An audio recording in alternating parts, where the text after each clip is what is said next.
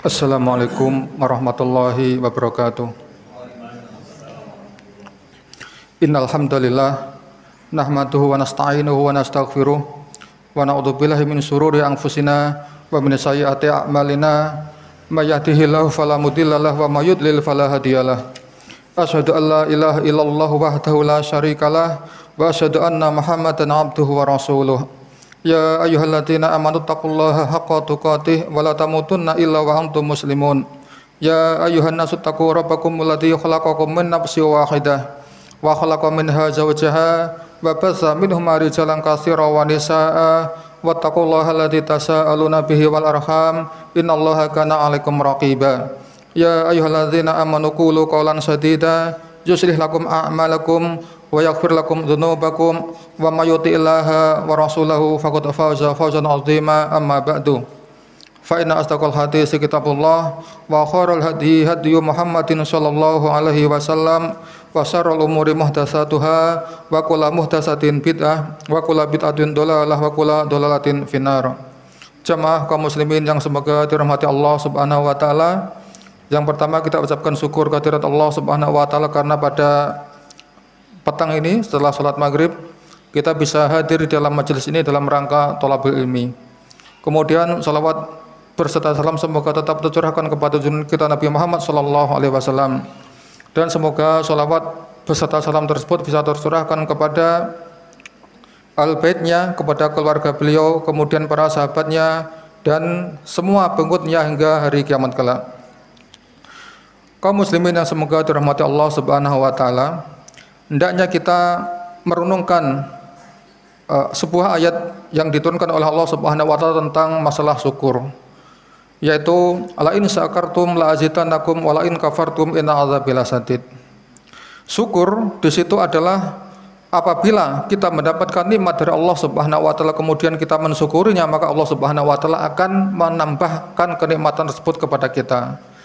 Kemudian kenapa ada orang ketika mereka mendapatkan nikmat dari Allah Subhanahu wa taala, mereka sudah mengucapkan alhamdulillahirabbil alamin tetapi nikmatnya tidak ditambah oleh Allah Subhanahu wa taala? Karena rasa syukur yang diucapkan oleh sebagian kaum muslimin tersebut kurang dari syarat-syarat yang harusnya dipenuhi. Para ulama mengatakan bahwa syukur kepada Allah Subhanahu wa taala itu harus memenuhi 3 syarat. Yang pertama adalah ketika seseorang mendapatkan nikmat dari Allah Subhanahu wa taala, dia mengucapkan alhamdulillahirabbil alamin. Berarti nikmat tersebut diucapkan dari lisannya. Kemudian yang kedua adalah syukur tersebut dia meyakini dalam hati bahwa syukur tersebut memang dari Allah Subhanahu wa taala. Karena tidak dipungkiri sebagian kita ketika mereka mendapatkan nikmat dari Allah Subhanahu wa taala, mereka memang betul mengucapkan alhamdulillahirabbil alamin, akan tetapi masih ada keyakinan bahwa nikmat tersebut bukan dari Allah Subhanahu wa taala. Umpamanya seorang mereka berusaha nanam padi umpamanya, kemudian alhamdulillah hasilnya melimpah, dia mengatakan alhamdulillahirabbil alamin, berkat saya beri pupuk yang banyak kemarin, berkat saya semprot dan lain sebagainya. Maka orang tersebut masih menyandarkan nikmat tersebut atas usaha dia sendiri. Kemudian syukur yang ketiga adalah dengan mengapresiasikan, mempraktekkan syukur tersebut dengan anggota badan. Jadi ketika seseorang tersebut mendapatkan nikmat dari Allah Subhanahu wa taala, dia tampakkan dari praktek dari anggota badan. Jadi anggota badan ketika mereka mendapatkan kenikmatan dari Allah Subhanahu wa taala, dia kerjakan tidak untuk bermaksiat kepada Allah Subhanahu wa taala. Jadi semakin dia mendapatkan nikmat dari Allah Subhanahu wa taala, orang-orang mereka semakin semakin bersyukur kepada Allah Subhanahu wa taala. Dan di antara yang perlu kita syukuri adalah di daerah sini, di daerah mana ya, Kali Pelosok atau Moncat dan sekitarnya, alhamdulillah sudah banyak sekali ada kajian-kajian. Dulu di awal-awal kajian sunnah waktu di Imam Syafi'i itu masih sedikit. Saya tuh dulu kenal kajian sunnah itu di mana tuh? Saya tuh kenal kajian sunnah di Kalimantan, terus pulang ke Jawa kok nggak ada kajian sunnah di Banyuwangi. Nah seperti itu. Alhamdulillah sekarang di sini sudah merebak kajian-kajian, sudah banyak, dan bahkan di sini didirikan lembaga pendidikan yang berbasis sunnah. Monggo kita para jamaah kaum muslimin kita dukung usaha dari keluarga Bapak Samsul sekeluarga, kita dukung dengan usaha-usaha beliau. seandainya ada kekurangan apa, kita bantu bersama-sama supaya apa? Supaya nikmat dari Allah Subhanahu wa taala tersebut bisa semakin tercurahkan, bisa semakin bertambah dan bertambah. Karena apa? Karena nikmat syarat yang ketiga tadi adalah apabila kita mendapatkan nikmat dari Allah Subhanahu wa taala, maka kita tambah dengan amal ibadah tadi. Amal ibadah bisa berupa dengan harta atau dukungan-dukungan materi, moral dan lain sebagainya. Kemudian di sini Ana pribadi akan memberikan sebuah materi yang berjudul Masailul Jahiliyah. Masailul Jahiliyah itu artinya adalah permasalahan-permasalahan yang dilakukan oleh orang-orang jahiliyah. Orang-orang jahiliyah di zaman Nabi Muhammad SAW, Syekh Muhammad bin Abdul Wahab, beliau memberi kitab ini dengan judul Masailul Jahiliyati allati khalafa fiha Rasulullah SAW ahlul jahiliyah, yaitu perkara-perkara yang diselisih oleh Nabi Muhammad SAW yang dilakukan oleh orang-orang jahiliyah zaman dahulu. Syekh Shalih Fauzan, beliau menerangkan tentang hadis ini, beliau mengatakan tastamilu ala mi'ati wa thamina wa isrina mas'alatan istakhlasuha rahimahu ta'ala minal kitabi wa sunnati wa aqulu wa aqwali ahli ilmi wal ghurati min zalika tanbihun al tanbihu lil muslimina min ajli ayyatanibu hadhil masaila li'annaha khatiratun jiddan. Maksud beliau mengatakan di sini, beliau Syekh Muhammad bin Abdul Wahab, beliau hidupkan sekitar 200 tahun atau 300 tahun yang lalu. Beliau berarti sudah melewati zaman-zaman jahiliyah. Beliau mengarang kitab ini tujuannya adalah untuk memperingatkan kaum muslimin supaya tidak terjatuh di dalam perkara-perkara jahiliyah. Yang di dalam kitab ini beliau menyebutkan ada perkara-perkara jahiliyah yang dilakukan oleh orang-orang zaman dahulu, ini dikerjakan oleh orang-orang zaman sekarang. Nah, di dalam kitab ini memuat ada sekitar 128 perkara-perkara jahiliyah yang diikuti oleh orang-orang zaman sekarang. Nah, ini seperti perkataan sahabat yang mulia Hudzaifah ibn Yaman ketika beliau bertanya kepada Nabi Muhammad SAW. Beliau berkata, "Kuntu as'alu nganisarrin makhafatan Karena an-nasu yas'alu nganil khairi." Jadi manusia kebanyakan mereka bertanya kepada Nabi Muhammad SAW tentang kebaikan-kebaikan. Nah, beliau berkata, kuntu as'alu anisarri makhofatan ayyuki'u alaihi. Jadi maksudnya Hudzaifah bin Yaman, beliau bertanya kepada Rasulullah SAW tentang perkara-perkara yang buruk. Takutnya apa? Apabila seseorang tersebut tidak mengetahui keburukan, takutnya dia akan terjatuh ke dalam keburukan tersebut. Maka di sini Syekh Muhammad bin Abdul Wahab mengarang kitab ini tujuannya adalah untuk memberi peringatan kepada kaum muslimin tentang perkara-perkara yang hendaknya dijauhi dari perkara-perkara jahiliyah. Karena perkara jahiliyah adalah suatu perkara yang sangat membahayakan di dalam masalah agama, yaitu bisa jadi orang-orang terjatuh ke dalam masalah kesyirikan. Yang dibahas oleh Syekh Muhammad bin Abdul Wahab rahimahullah taala, rata-rata beliau mengarang kitabnya adalah tentang masalah akidah. Maka di sini Masailul Jahiliyah ini terkait tentang masalah akidah. Kemudian sebelum kita masuk kepada pembahasan selebihnya, Syekh Shalih Fauzan dia memberikan mukadimah tentang apa itu ahlul jahiliyah. Siapa yang dimaksud dengan jahiliyah? Wa bayyana rahimahullah taala anna hadhil masaila mimma khalafa fiha Rasulullah sallallahu alaihi wasallam ahlul jahiliyati minal kitabiyyin wal ummiyin. Yang dimaksud oleh Nabi Muhammad SAW yang beliau selisih tentang masalah jahiliyah ini adalah jahiliyah yang dilakukan oleh orang-orang dari kalangan ahlul kitab dan dari kalangan ummiyun. Dari kalangan ahlul kitab dan dari kalangan ummiyin, ya. Ada dua, ya. Jadi ada dua, yaitu ahlul kitab dan ummiyin. Kemudian siapa mereka? Disebutkan oleh Syekh di sini, wal kitabiyuna al muradu bihim. Siapa yang dimaksud dengan ahlul kitab? Ahlul kitabi minal yahudi wa nasara li anal yahuda indahum kitabut taurati allati anzalallahu ala Musa wa nasara indahu kitabul injili allati anzalahu lahu ala Isa bin Maryam alaihi salatu wassalam. Yang dimaksud dengan ahlul kitab disebutkan di sini adalah, yang dimaksud dengan ahlul kitab itu adalah orang-orang Yahudi dan orang-orang Nasoro. Karena apa? Karena mereka orang-orang Yahudi itu oleh Allah Subhanahu wa taala diberi kitab namanya kitab Taurat. Kemudian Nabi Musa alaihissalam itu juga diturunkan oleh Allah Subhanahu wa taala kitab kepada beliau, yaitu kitab Injil. Fadzalika samu bi ahlil kitabi, maka karena mereka ya orang-orang Yahudi kemudian orang-orang Nasrani itu diturunkan kepada mereka Alkitab oleh Allah Subhanahu wa taala, maka mereka disebut dengan nama ahlul kitab ya, karena mereka memang mempunyai kitab. Wa hum al-ana yutlaquna ala Taurati al-ahdul qadim al asfaril qadim wa yutlaquna alal injili asfarul ahdi al-jadid wa hadza fi istilahihim. Kemudian pada zaman sekarang kitab Taurat dan kitab Injil itu apa masih ada? Kitab Taurat dan Injil itu sekarang masih ada. Akan tetapi yang asli wallahu alam. Karena di zaman sekarang kebanyakan kitab-kitab Taurat dengan Injil ini digabung dengan kitab yang ketiga, yaitu kitabnya Zabur.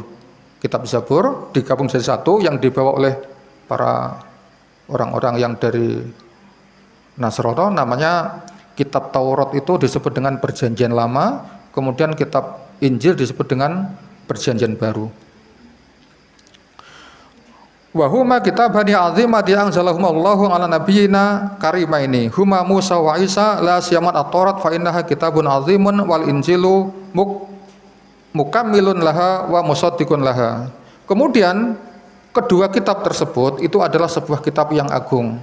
Kenapa disebut sebagai kitab yang agung? Karena semua yang turun dari Allah Subhanahu wa taala ada sesuatu yang agung, yang perlu kita agungkan.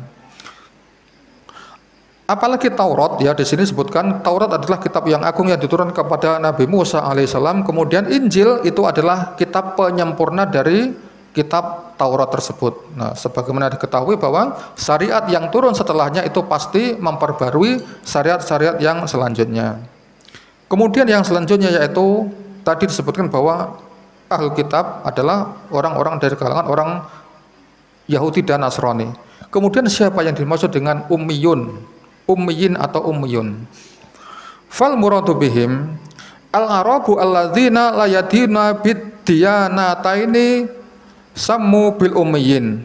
Jam'a ummiyin nisbatu ilal ummi wal ummi huwa alladzi la yaqra'u wa la yaktub. Di sini disebutkan bahwa yang dimaksud dengan ummiyin tadi orang-orang jahiliyah adalah al-kitabiyun dan al-ummiyun. Yang dimaksud dengan ummiyun adalah orang-orang Arab. Orang-orang Arab pada zaman dahulu itu disebut dengan al-ummiyun. Mereka itu tidak beragama dengan dua agama tersebut. Jadi mereka rata-rata tidak berpegang dengan agama Nasrani dan juga agama Yahudi. Mereka dinamakan dengan ummiyun itu jawabnya dari ummi. Karena apa?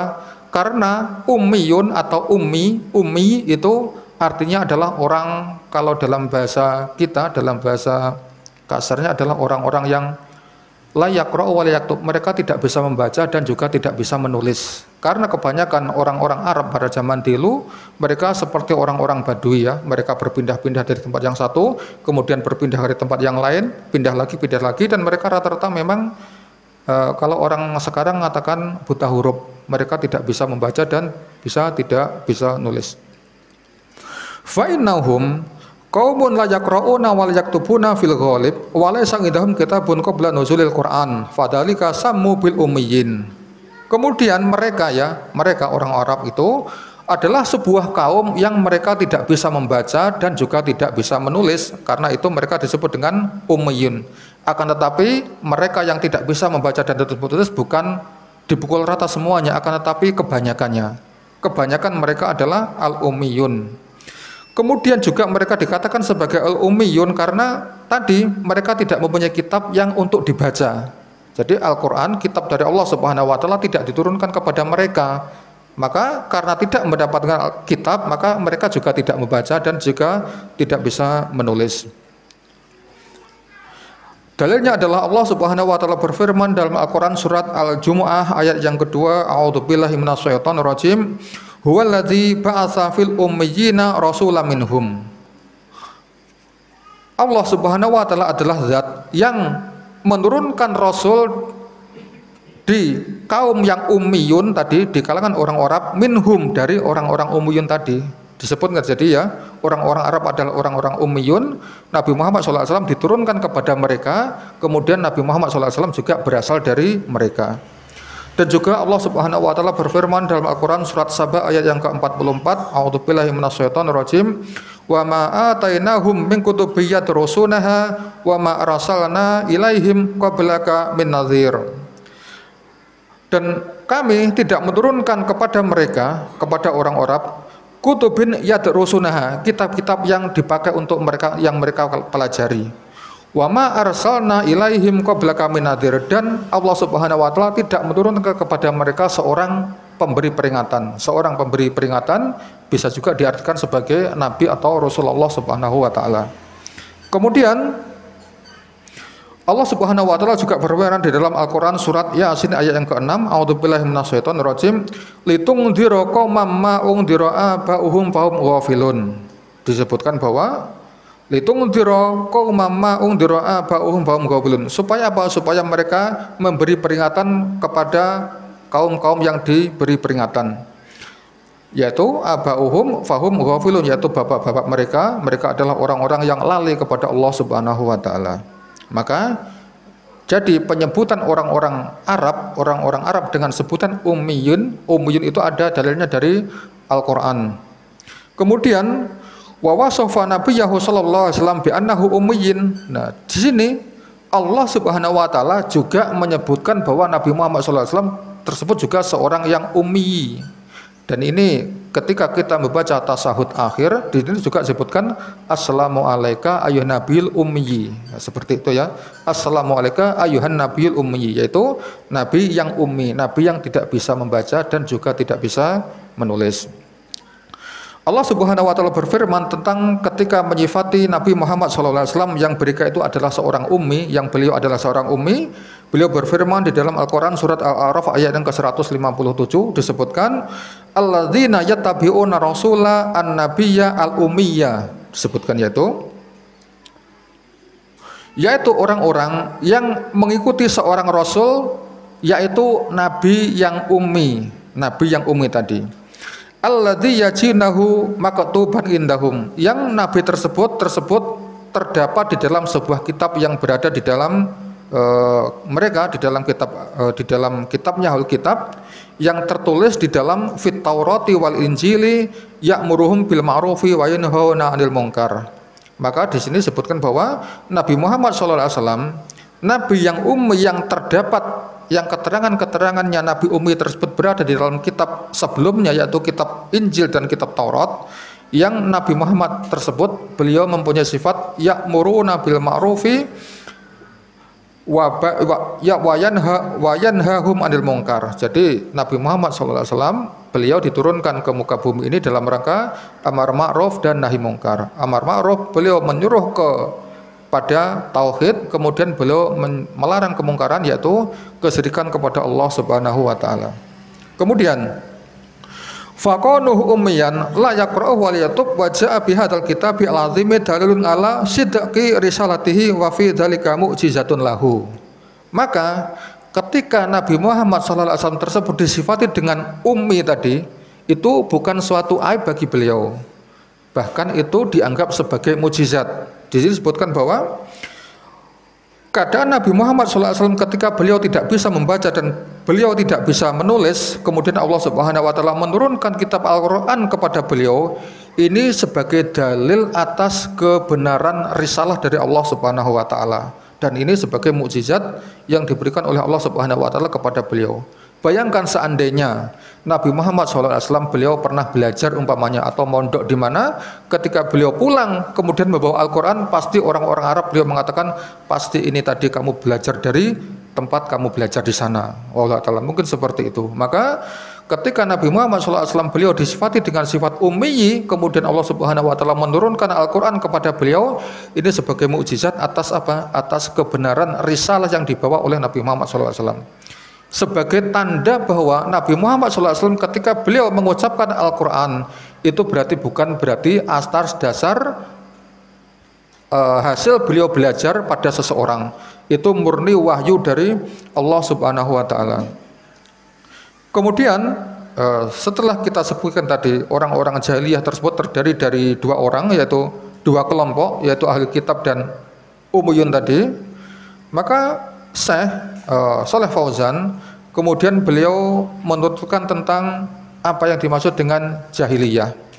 Tadi orang-orang jahiliyah dari kalangan ahlul kitab dan dari kalangan ummiyun. Terus kemudian ahlul jahiliyah. Apa yang dimaksud dengan jahiliyah? Sifat jahiliyah itu apa? Beliau mengatakan, amal jahiliyatu fal muradu biha anisbatu ilal jahli. Maka yang dimaksud dengan jahiliyah itu adalah sebuah nisbat kepada sifat al-jahlu. Apa jahil itu?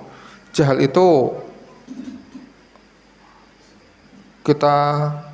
kalau kita artikan langsung seperti apa adanya mungkin kita terlalu nggak enak ya. Kita sebutkan di sini, saya mengatakan wal jahlu adamul ilmi. Yang dimaksud dengan jahl atau jahl nggak ngerti itu disebutkan dalam bahasa Arab itu adalah adamul ilmi, artinya adalah ketika seseorang tidak mempunyai ilmu. Nah, ketika orang tidak mempunyai ilmu berarti dia disebut sebagai jahl atau jahlun atau tidak tahu. Wal jahiliyatu hiya allati laisa fiha rasulun wa laisa fihi kitabun. Akan tetapi Syekh mengatakan di sini yang dimaksud dengan masa jahiliyah yaitu adalah suatu masa yang pada masa itu tidak ada rasul dan juga tidak ada kitab yang diturunkan oleh Allah Subhanahu wa taala. Maka yang dimaksud dengan kata-kata jahiliyah tadi, ketika di sini disebutkan tidak ada rasul dan juga tidak ada kitab yang diturunkan oleh Allah Subhanahu wa taala, maka yang dimaksud dengan jahiliyah adalah disebutkan maka qabla bi'satin Nabi sallallahu alaihi wasallam. Maka yang dimaksud dengan zaman masa-masa jahiliyah adalah suatu masa atau suatu zaman sebelum diutusnya Nabi Muhammad sallallahu alaihi wasallam. Jadi sebelum diutusnya Nabi Muhammad sallallahu alaihi wasallam itu terjadi, maka di situ adalah zamannya jahiliyah. Allah Subhanahu wa taala berfirman di dalam Al-Qur'an surat Al-Ahzab ayat yang ke-33 disebutkan, a'udzubillahi minasyaitonir rajim, wala tabarrajna tabarrujal jahiliyatil ula. Ketika Allah Subhanahu wa taala mensyariatkan kepada istri-istri Nabi Muhammad sallallahu alaihi wasallam untuk supaya mereka tidak tabarruj ya, mereka tidak menampakkan perhiasannya di muka umum, maka Allah Subhanahu wa taala memberikan contoh, memberi permisalan kepada orang-orang jahiliyah dahulu. Mereka kebanyakan menampakkan keindahan tubuh mereka, keindahan pakaian mereka kepada khalayak lain. Yakni allati qabla bi'satin Nabi sallallahu alaihi wasallam, li'annahu qabla bi'satin Nabi sallallahu alaihi wasallam kana al-alamu kulluhu yamuju fi dalalin wa kufrun wa ilhadin. Karena dahulu sebelum diutusnya Nabi Muhammad SAW, dunia ini mereka isi dari penduduk dunia ini mereka terkumpul kepada suatu perilaku kesesatan, kemudian kekufuran dan ilhad, itu mereka tidak mengakui adanya Tuhan. Ada sebagian mereka disebutkan sebagai orang-orang ateis. Jadi dunia sebelum diutusnya Nabi Muhammad SAW itu banyak terjadi kesesatan, kekufuran dan keateis. Karena li'anna risalata as-sabiqata indarasat, karena risalah sebelumnya Nabi Muhammad SAW, risalah-risalah terdahulu itu mereka sudah terkikis sedikit-sedikit dengan berjalannya waktu. Terkikisnya adalah diterangkan oleh seperti ini. Fal yahudu harrafu kitabahum at-Taurat wa dakhalu fihi katsiran minal kufriyati wad dalal wa sana'i allati adkhaluha fi at-taurati wa kadzalika an-nasara harrafu kitabahum al-injila amma kana alaihi waqta nuzulihi alal masihi alaihi salatu wasalam. Nah, kenapa ya tadi disebutkan bahwa risalah dari umat-umat terdahulu itu sedikit-sedikit mulai terkikis, mulai hilang. Karena apa? Karena kebiasaan orang-orang Yahudi itu mereka adalah orang-orang yang selalu berbuat keburukan. Orang-orang Yahudi ini mereka meskipun mereka tahu itu adalah Rasulullah, kalau bisa itu pasti akan dibunuhnya apabila keputusan dari nabi-nabi yang diutus tersebut bertentangan dengan hati nurani mereka. Nah, ini adalah kelakuan orang-orang Yahudi. Kemudian orang-orang Yahudi memasukkan di dalam kitab Taurat tersebut perkara-perkara kekufuran, kemudian perkara-perkara kesesatan dan kekejian-kekejian yang merubah banyak sekali makna-makna dari kitab Taurat tersebut. Begitu juga umat Nasrani, mereka juga merubah kitab-kitab mereka, yaitu kitab Injil, dari keadaan ketika kitab tersebut diturunkan kepada Nabi Isa alaihissalam. Dan kami pribadi pernah beberapa kali, ada 2 tahun kalau enggak 3 tahun, itu kami bermunakosah ya, berdiskusi sama pendeta mereka. Sering beliau datang ke rumah. Sampai sekarang alhamdulillah sudah enggak datang lagi, insyaallah sampai sekarang. Sebenarnya masih saya tunggu ya untuk berdebat dengan beliau. Moga saja mereka mendapatkan hidayah dari Allah Subhanahu wa taala. Kemudian disebutkan di sini ya, tadi mereka umat-umat Nasrani juga merubah kitab-kitab mereka. Wa dzalika anna rajulan yuqalu lahu Bulsin aw Saul. Ini Syekh Shalih Fauzan, beliau menceritakan tentang proses terjadinya perubahan kitab Injil. Beliau mengatakan, dahulu ada seorang laki-laki yang dikenal dengan nama Paulus ya, disebutkan di sini ada Paulus atau Saul mungkin, wallahu alam. Kalau tidak Paulus juga Saul. Karena Yahudian hakidan ala Rasulillahi Isa bin Maryam. Saul ini, beliau adalah seorang Yahudi yang sangat dengki. Dia mempunyai rasa yang sangat dendam kepada Rasulullah Isa alaihissalam. Jadi awal mulanya seperti itu. Ya memang orang-orang Yahudi ini apabila ada orang belakangan dia juga nggak terima. Bukan orang lain, punya dia sendiri juga akan ditentang apabila orang nabi tersebut tidak mengikuti arahan-arahan nafsu hawa nafsu mereka. Fahadar rajulu laja ilal makari wal khadi'ah fi ifsadidinil masih. Kemudian Paulus ini ya, beliau datang sebagai seorang laki-laki yang datang kepada umatnya Nabi Musa dengan membawa makar. Dia membawa tipu daya, tujuannya adalah untuk merusak agamanya dari Masih Isa bin Maryam. Khaitsu azharu al-iman bil Masih. Kemudian beliau datang kepada umatnya Nabi Isa alaihissalam dengan berpura-pura sebagai orang yang beriman kepada Nabi Isa alaihissalam. Nah, ini beliau datang pura-pura sebagai orang yang beriman kepada Nabi Musa alaihissalam. Wa annahu nadama ala ma kana min qabli min adawatil Masih, dan beliau juga menampakkan sifat kecewa, apa istilahnya, menyesal. Beliau menampakkan sifat menyesal kenapa dahulu telah memusuhi Nabi Isa alaihissalam. Sebagaimana kita ketahui, yang menyalib Nabi Isa adalah orang-orang dari kalangan orang-orang Yahudi. Nah, ketika Nabi Isa alaihissalam sudah disalib, sudah dikabarkan meninggal oleh mereka, kemudian Saul ini atau Paulus ini datang kepada pengikutnya Nabi Isa. Beliau seolah-olah sebagai orang yang beriman kepada Nabi Isa, kemudian dia menunjukkan rasa menyesal tadi telah memusuhi Nabi Isa alaihissalam. Kemudian Paulus ini mempunyai sebuah pendapat atau sebuah tata cara.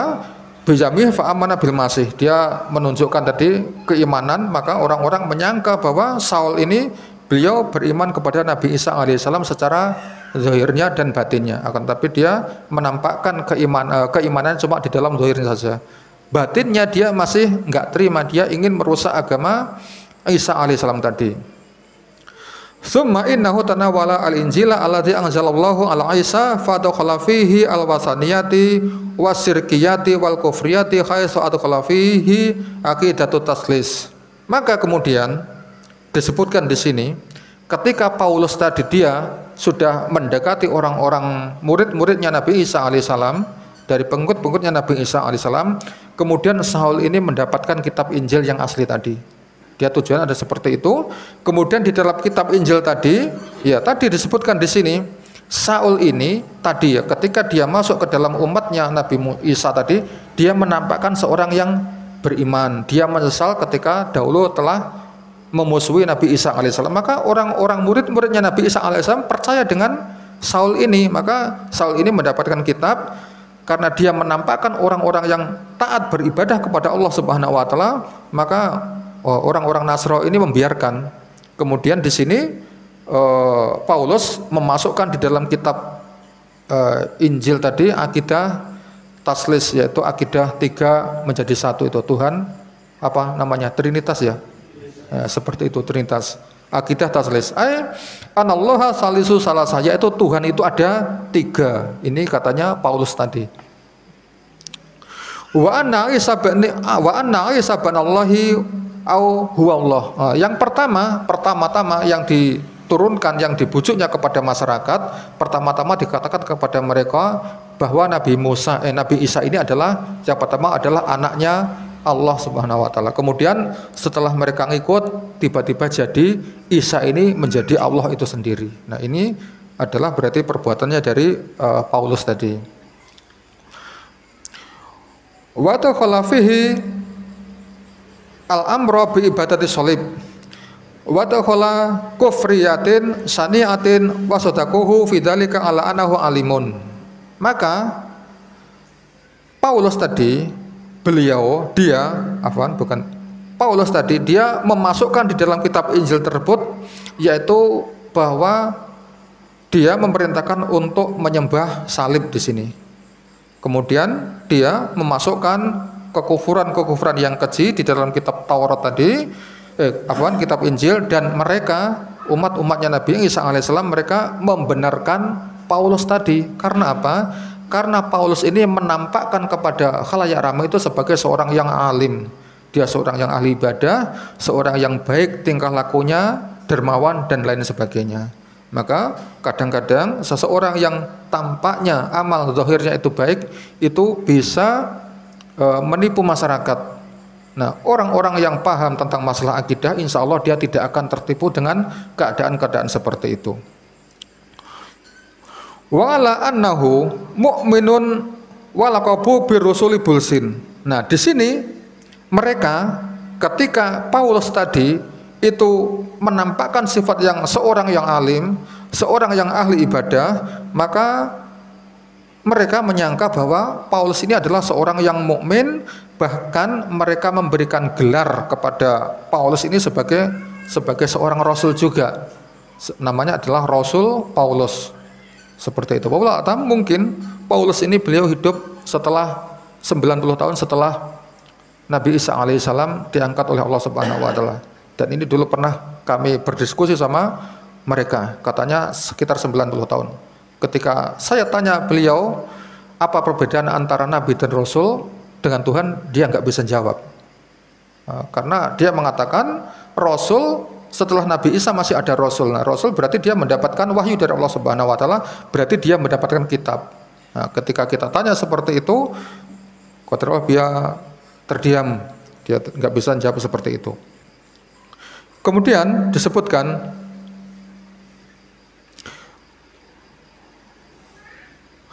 wa qasadahu ifsadatinil masih wa qasalahu ma'arada faqad afsadatinil masih wa tukhala fihi alwasaniyati wa taslisi wa itiqadi anna Isa ibn Allah au annahu salisu salasa wa tukhala fihi wasaniyatin kasiratin fa'atbahu ala dzalik. Kemudian ketika tadi ya Nabi Paulus tadi memasukkan ajaran-ajaran sesat ke dalam kitab Injil, kemudian mereka mengikuti karena perilaku dari Rasul Paulus tadi. Kemudian setelah Paulus ini dianggap sebagai orang yang dipercaya oleh orang-orang mereka, maka tujuan dari Paulus ini tercapai. Jadi yang terjadi di kalangan orang-orang Nasrani pada semenjak itu, terjadilah di situ agamanya orang-orang Nasrani ini menjadi rusak. Maka di situ masuk ke dalam ajaran-ajaran mereka adalah wasaniyat, penyembahan terhadap berhala-berhala, kemudian akidah Trinitas tadi, kemudian bahkan mereka mengakui bahwa Nabi Isa ini adalah anaknya Allah Subhanahu wa taala, atau Nabi Isa alaihissalam ini bahkan itu adalah Allah sendiri. Wal a'yadzubillah.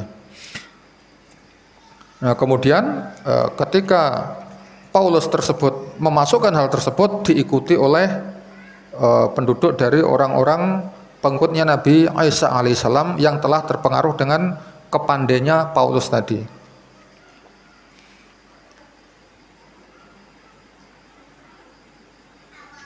Ngantos jam pinten, Pak? Sampai Isya. Enggak sampai jam 7. Biasanya 14 ya. Kemudian saya mengatakan hadhihi halatu ahlil kitab qabla bi'tsati Nabi sallallahu alaihi wasallam illa baqaya minhum kanu ala dini as-sahihi lakinal aksariyati minhum alal kufri wal inhirafi an dinillahi azza wa jalla. Maka saya mengatakan inilah keadaan para ahlul kitab. Ahlul kitab ketika Injil, Taurat tersebut masih murni, berarti pengikutnya juga masih mengikuti ajaran yang murni.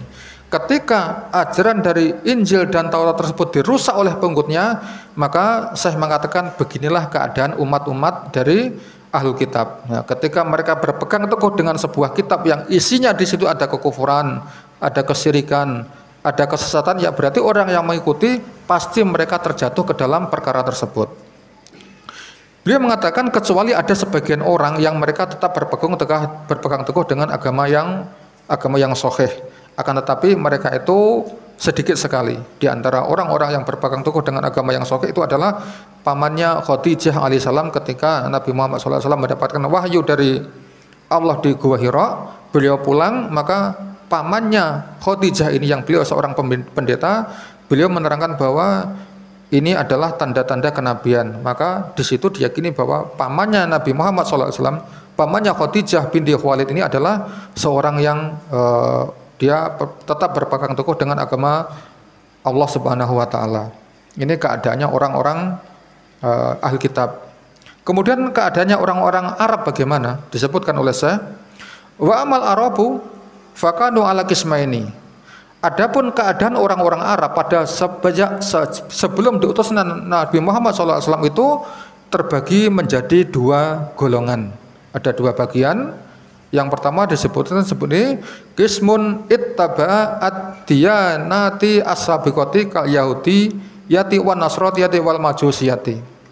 Jadi orang-orang Arab yang sebagian itu mereka banyak mengikuti agama-agama sebelumnya, yaitu dari kalangan agama Yahudi, agama Nasrani, dan agama Majusi. Agama Majusi adalah agama yang dianut oleh orang-orang Yaman, wallahu alam waktu itu ya. Wa qismun kanu alal hanifiyati, dan sebagian dari mereka mengikuti agama Hanifiyah. Apa agama Hanifiyah? Agama Hanifiyah adalah agama yang diturunkan oleh Allah Subhanahu wa taala kepada Nabi Ibrahim alaihissalam. Agama Hanifiyah adalah dinu Ibrahim wa Ismaila la siyaman fil Hijazi fi ardi Makkah al Mukarramata. Maka di sini disebutkan adalah agama Hanifiyah adalah agamanya Nabi Ibrahim dan juga agamanya Nabi Ismail yang diturunkan ketika Nabi Ismail berada di Hijaz, yang berada di antara Mekah dan Madinah, yang dimulai oleh Allah Subhanahu wa taala. Dahulu ketika Nabi Ismail beliau berada di Arab, penduduk Arab waktu itu mereka berpegang teguh dengan agama Hanafiyah tadi. Hanafiyah adalah agamanya Nabi Ibrahim alaihissalam. Sebagaimana diketahui bahwa Nabi Ibrahim mempunyai dua orang putra, yang pertama Ismail, yang kedua Ishak. Dari keturunan Nabi Ismail ini turun Nabi Muhammad SAW.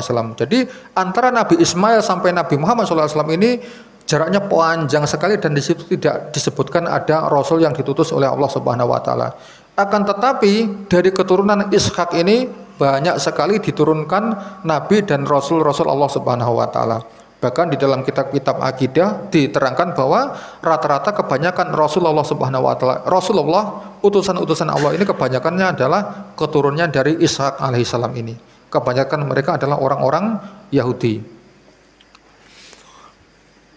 Kemudian ila an dhahara fihim rajulun yuqalu lahu Amr bin Luhai al-Khuzai. Jadi orang-orang Arab mereka berpegang teguh dengan agama Hanifiyah ini, agama yang murni dari Nabi Ibrahim alaihissalam, sehingga muncul kepada mereka ada seorang laki-laki yang namanya adalah Amr bin Luhai al-Khuzai. Ada Amr bin Luhai al-Khuzai. Siapa Amr bin Luhai al-Khuzai ini? Dia adalah karena malikan alal Hijaz. Beliau Amr bin Luhai al-Khuzai ini adalah seorang penguasa di Hijaz. Beliau adalah seorang penguasa. Wa kana yuzahiru at-tanasuka wal ibadata was-salaha. Dan Amr bin Luhai al-Khuzai ini beliau menampakkan sifat-sifat sebagai seorang yang ahli ibadah kepada Allah Subhanahu wa taala. Ya sama ya, rata-rata orang ketika dia mau menyusup ke suatu golongan pasti dia akan menampakkan sifat-sifat yang baik. Jadi Amr bin Luhai al-Khuzai ini beliau adalah seorang penguasa, kemudian tampak pada dirinya adalah sifat-sifat orang yang suka beribadah kepada Allah Subhanahu wa taala. Dia sebagai orang-orang yang rajin berhaji, kemudian rajin beribadah, kemudian dia rajin berbuat kebaikan-kebaikan.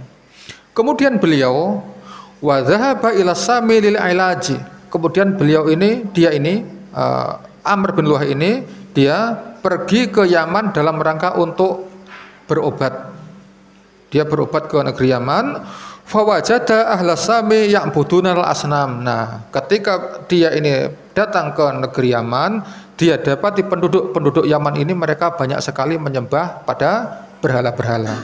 Dia terpengaruh dengan keadaan orang-orang di negeri Yaman. Fastana dzalika wa jaa minas Sami bi asnamin mahu wa naqaba anil asnami allati kanat madfunatun tahtal ardi ba'da qaumi Nuhin. Kemudian ketika Amr bin Luhai al-Khuzai ini beliau berada di negeri Yaman, dia dapati penduduk Yaman ini ketika mereka beribadah kepada Tuhannya kok dia menyembah patung. Maka dia menganggap itu adalah suatu kebaikan. Bagaimana tidak baik? Dia menyembah kepada Tuhan, Tuhannya ada di depannya. Jadi ketika dia melihat Tuhannya ada di depannya, dia merasa ini lebih khusyuk kelihatannya. Maka dia menganggap itu adalah suatu kebaikan. Maka ketika beliau pulang dari negeri Sam, kebiasaan tersebut itu dibawa oleh Amr bin Luhai al-Khuzai tersebut ke Hijaz. Kebetulan tertentu. Kemudian dia juga membawa berhala. Kemudian Amr bin Luhai al-Khuzai ini dia menggali patung-patung dari kaumnya Nabi Nuh yang terpendam di dalam bumi. Waktu itu patung-patung itu terpendam di dalam bumi, yaitu patung-patungnya dari orang-orang soleh pada zaman Nabi Nuh alaihissalam, yaitu patungnya Wat, Suwa, Yahus, Ya'uq, dan Nasr, dan selain dari mereka semua.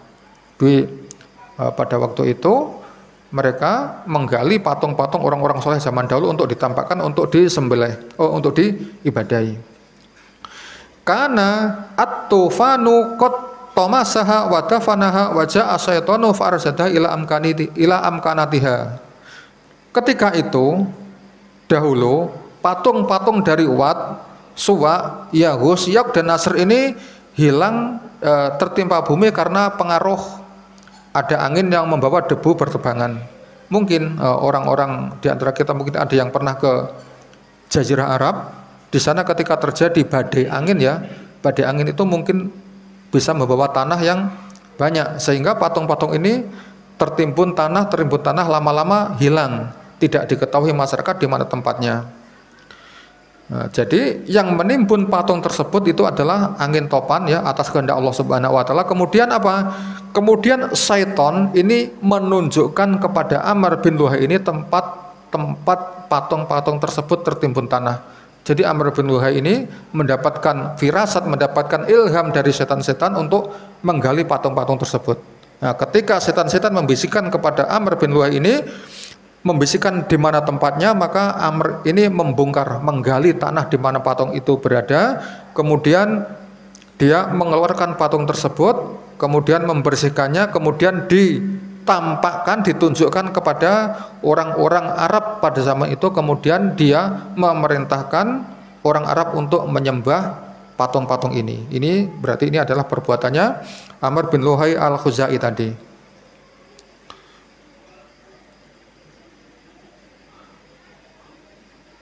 Wadakul asirku fi ardil Hijaz wa fi ghairiha min biladil Arabi. Maka orang-orang Arab, mereka ketika disuruh oleh Amr tadi, mereka menerima. Karena apa? Karena tadi Amr ini tampak orang yang ahli ibadah. Jadi ketika seseorang itu tampak sebagai seorang ahli ibadah, orang-orang itu akan banyak mentaatinya.